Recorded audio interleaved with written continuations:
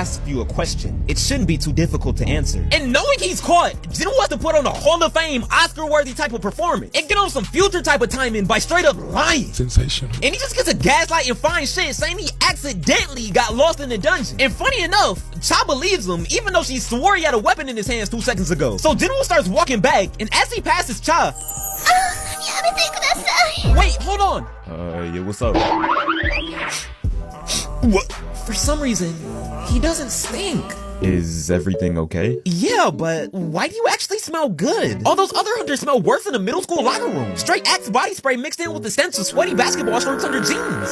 Hey, all I gotta say is, this was W preparation on Jinwoo's part. Even though he knew he was finna be in the field playing Minecraft all day, bro still made sure he smelled good. Cause you never know when the baddie's gonna pull up to the function, so you always gotta be prepared. So Jinwoo made sure to put that shit on and mix the Versace Arrows with the Blue de Chanel and Dior Sauvage with some EOS Vanilla Cashmere lotion on the side. And fine shit just could not resist. Shorty was ready to risk it all. But nah, y'all boys, on a serious note, if you ain't ever tried mixing your favorite fragrance with that EOS Vanilla Cashmere lotion, let me put y'all on.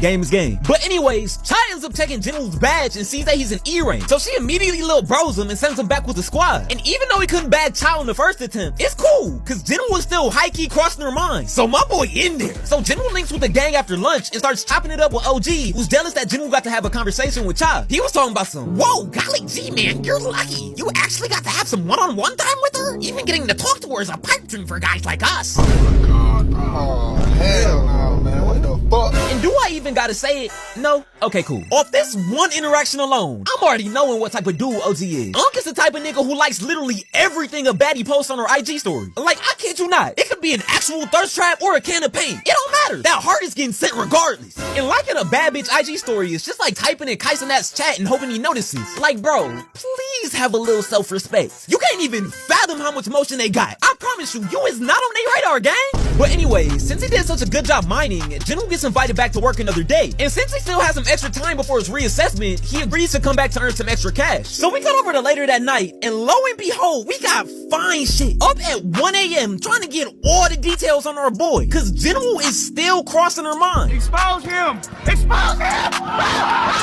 Y'all, Cha scoured the internet trying to find this man's IG, TikTok, Twitter, and Snap, but no dice. So she just went straight to the source and asked the Hunters Association, but they wouldn't give her no info either because his file is locked up. So Shorty just has to go to bed thinking about Sung Drip Woo. Nah, man, somebody needs to nerf Jinwoo, bruh, cause right now, dog is hitting harder than an OG pump.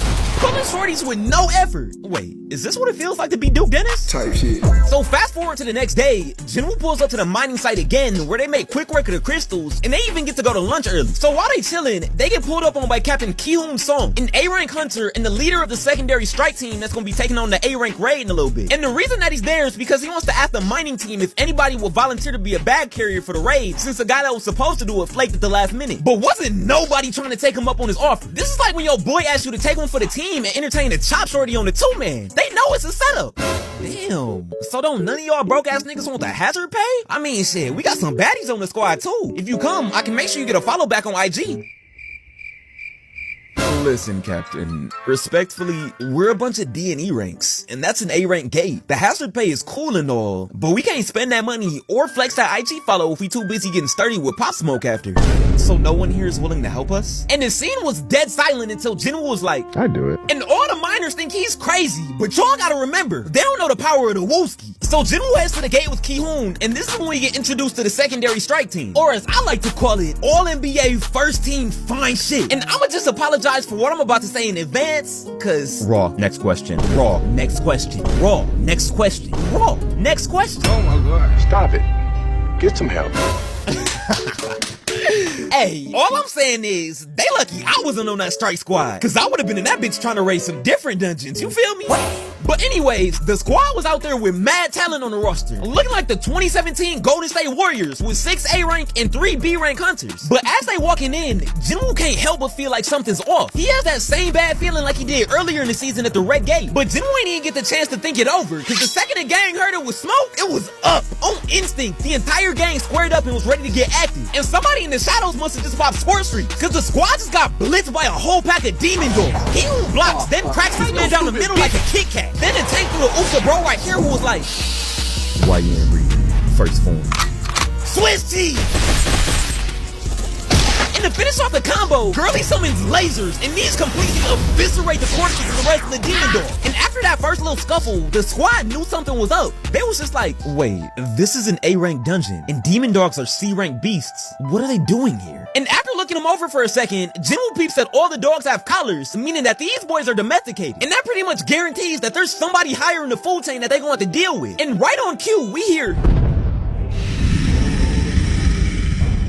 There's the reason behind that bad feeling. So we see that the gang then just got pulled up on by the D-Block demons. A whole horde of high orcs that look diesel as hell. And the orcs immediately let the strike squad know. We run up the chimney. We ain't ducking no smoke. Bro, let's out a roar. Then turns into Tariq Scooble, throwing a 100-mile-per-hour dot right at the captain. And Keywood was able to block. But now his shield's more cracked than a 12-year-old Fortnite Timmy high off G Fuel and Pixie Sticks. And just look at his face. He knows they might be cooked. So the rest of the high orcs immediately got in a nickel double mug and started spamming mid-blitz 0.